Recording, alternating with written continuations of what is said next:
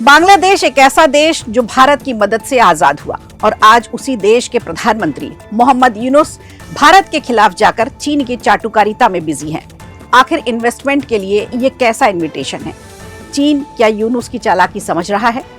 वहीं दूसरी तरफ बात करें तो गृह मंत्री अमित शाह ने ऐलान किया है 2026 तक नक्सली मुक्त देश बनाएंगे, जिसमें से 6 जिले नक्सलवाद से मुक्त हो चुके हैं। अगले 2 दिनों में शाह पहुंच रहे छत्तीसगढ़। क्या है वहां के लिए उनका प्लान, ये बताएंगे आपको। इसके अलावा भाषा विवाद को लेकर अब उत्तर प्रदेश के सीएम योगी बाबा की एंट्री हो चुकी है। उत्तर प्रदेश से किस राज्य के सीएम को करारा जवाब दिया है योगी बाबा ने, ये भी बताएंगे। नमस्कार, खबर प्रधान शो देख रहे हैं आप और मैं हूं संगीता श्रीवास्तव।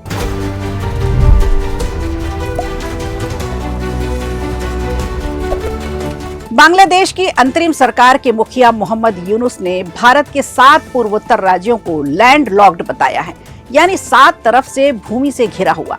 उन्होंने कहा है कि बांग्लादेश उस पूरे इलाके के समुद्र का एकमात्र गार्जियन यानी संरक्षक है।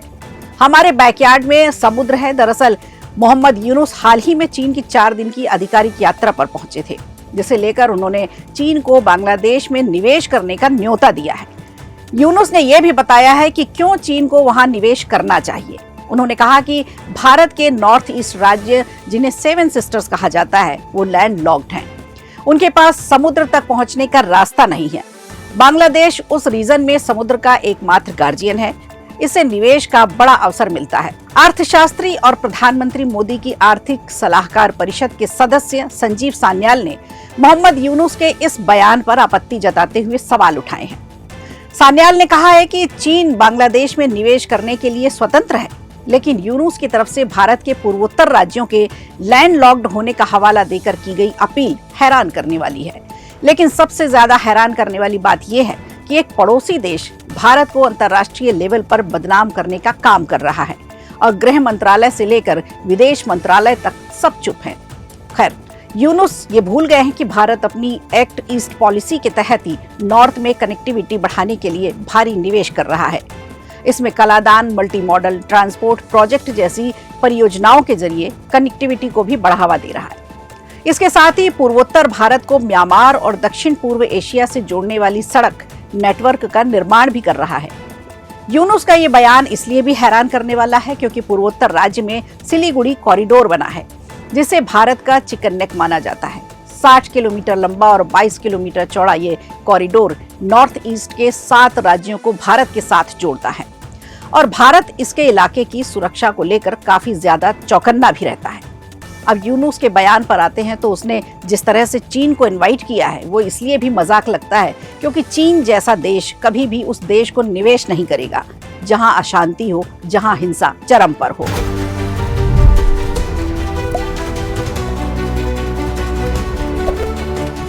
सरकार नक्सलवादियों के खिलाफ लगातार अभियान चला रही है। केंद्रीय गृह मंत्री अमित शाह ने 2026 तक देश को नक्सल मुक्त बनाने का लक्ष्य रखा है और इसके लिए लगातार इस पर काम भी किया जा रहा है। इसी क्रम में उन्होंने एक्स के जरिए ऐलान किया है कि अब तक देश के 6 जिलों को नक्सलवाद से मुक्त कराया जा चुका है। केंद्रीय गृह मंत्री अमित शाह 2 दिवसीय दौरे पर छत्तीसगढ़ आने वाले हैं। 5 अप्रैल को बस्तर जाएंगे, जहां दंतेवाड़ा में बस्तर पंडुम के समापन समारोह में शामिल होंगे। इसके साथ ही नक्सल मामले पर समीक्षा बैठक भी होगी। छत्तीसगढ़ के बस्तर जिले में आगामी 3 अप्रैल को बस्तर के राम कथा का वाचन किया जाएगा। ये कार्यक्रम बस्तर क्षेत्र की संस्कृति, वहां की परंपराओं को वहां के कला के उत्सव के रूप में मनाया जाएगा, जहां बस्तर पंडुम में डॉक्टर कुमार विश्वास का कथा वाचन भी होगा। ये आयोजन बस्तर क्षेत्र के सांस्कृतिक कार्यक्रम में पुनर्जागरण और शांति के सोपान तय करेगा। देखा जाए तो नक्सलवाद एक ऐसा ही शत्रु है जिसने छत्तीसगढ़ को कभी पनपने नहीं दिया, लेकिन अब शाह आ रहे हैं नक्सलवाद का द एंड करने। लेकिन शाह ने इस दुश्मन की कब्र खोदने का फुल प्रूफ प्लान भी बना लिया है। आपको बता दें, सोशल मीडिया एक्स प्लेटफॉर्म पर केंद्रीय गृह मंत्री ने लिखा है कि नक्सलवाद मुक्त भारत के निर्माण की दिशा में एक बड़ा कदम उठाते हुए भारत ने वामपंथी उग्रवाद से अति प्रभावित जिलों की संख्या 12 से घटकर 6 कर दी है और ये मील का पत्थर हासिल किया है। भारत 2026 तक नक्सलवाद को जड़ से खत्म कर देगा। वहीं दूसरी तरफ अगर गृह मंत्रालय की माने तो पता चलता है कि भारत में नक्सलवाद से प्रभावित जिलों की कुल संख्या पहले 38 थी। इनमें से सबसे अधिक प्रभावित जिलों की संख्या बताई जाए तो अब घटकर 6 हो गई है। नक्सलवाद में सबसे अधिक प्रभावित जिले जो हैं वो छत्तीसगढ़ के बीजापुर, कांकेर, नारायणपुर, सुकमा के 4 और झारखंड के पश्चिम सिंहभूमि का 1 और महाराष्ट्र का गढ़चिरौली जिला शामिल है। वैसे भाजपा सरकार का नक्सलवाद के खिलाफ ये एक्शन बेहद सराहनीय है। आपको बता दें, साल 2014 से ही भाजपा सरकार नक्सलवाद के खिलाफ सख्त है और 2004 से 2014 के बीच नक्सली हिंसा की कुल 16,463 घटनाएं हुई, जबकि मोदी सरकार के कार्यकाल में 2014 से 2024 के बीच हिंसक घटनाओं की संख्या 53% घटकर रह गई और कुल मिलाकर के 7,744 रही। यानी 10 सालों में 50% फर्क आया। अब 2025 को मुख्यमंत्री विष्णु साय ने बस्तर की आत्मा से जुड़ा एक सांस्कृतिक पुनर्जागरण कार्यक्रम कराने का लक्ष्य रखा है।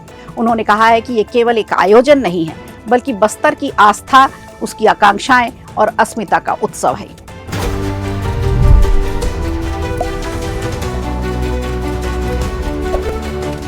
अब बात करते हैं उत्तर प्रदेश की। तो उत्तर प्रदेश के मुख्यमंत्री योगी आदित्यनाथ ने अपनी ही स्टाइल में एमके स्टालिन को करारा जवाब दिया है और भाषा को लेकर पहली बार इतने मुखर हुए हैं। तमिल हिंदी भाषा विवाद को लेकर पिछले दिनों एक न्यूज एजेंसी के पॉडकास्ट में उन्होंने अपना पक्ष रखा था। योगी आदित्यनाथ ने कहा कि यूपी में हम तेलुगु, तमिल, मलयालम, कन्नड़, बंगाली और मराठी पढ़ा रहे हैं, तो क्या इससे यूपी छोटा हो गया? इसके अलावा सीएम योगी ने यह भी कहा कि कैसे उत्तर प्रदेश में रोजगार और शिक्षा को लेकर यूपी में नए अवसर खोले जा रहे हैं। आपको बता दें, योगी का ये बयान उस समय आया जब पूरे देश में भाषा विवाद छिड़ा हुआ है। सोचिए, जैसे ही सीएम योगी का ये बयान सामने आया, वैसे ही कांग्रेस के नेता कार्ति चिदम्बरम ने एक्स पर पोस्ट करते हुए योगी सरकार से ही सवाल कर लिया। उन्होंने एक्स पर पोस्ट करते हुए लिखा कि क्या यूपी सरकार ये बताएगी कि उनके स्कूलों में तमिल पढ़ाने वाले कितने शिक्षक हैं? तमिल को भाषा के विकल्प के रूप में चुनने वाले कितने छात्रों का नामांकन कराया गया है? वैसे कार्ति चिदम्बरम ये भूल गए कि किसी भी भाषा को पढ़ना और सीखना छात्रों की मर्जी के ऊपर है। वैसे सवाल तो ये भी बनता है कि क्या तमिलनाडु में हिंदी के कितने शिक्षक हैं? कितने बच्चे ऐसे हैं जो हिंदी को मातृभाषा मानते हैं? तो जवाब इसका भी मिलना चाहिए। खैर, खबर प्रधान में आज के लिए इतना ही। दीजिए इजाजत, नमस्कार। वीडियो अच्छा लगा हो तो लाइक कीजिए, शेयर कीजिए और कमेंट बॉक्स में हमें जरूर बताइए।